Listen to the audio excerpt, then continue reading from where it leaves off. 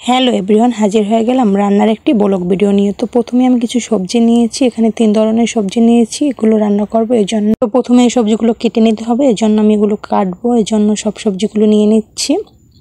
সম্পূর্ণ ভিডিওর সাথে থাকুন এবং দেখতে থাকুন।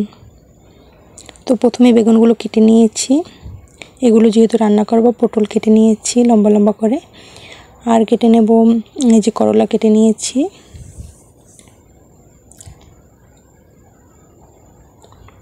এখন তো বেগুন ভাজাটা হয়ে গেছে, এখন এই বেগুনগুলো রান্না করব।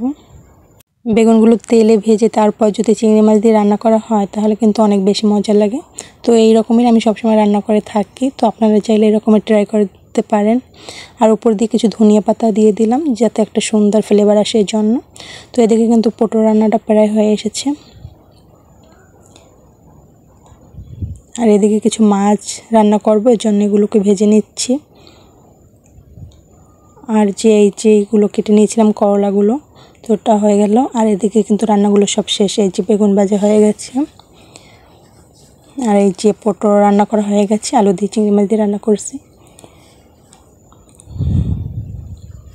আর এদিকে কিন্তু করলা ভাজিটা রান্না করা হয়ে গেছে, আর এই যে মাছ রান্না করছিলাম।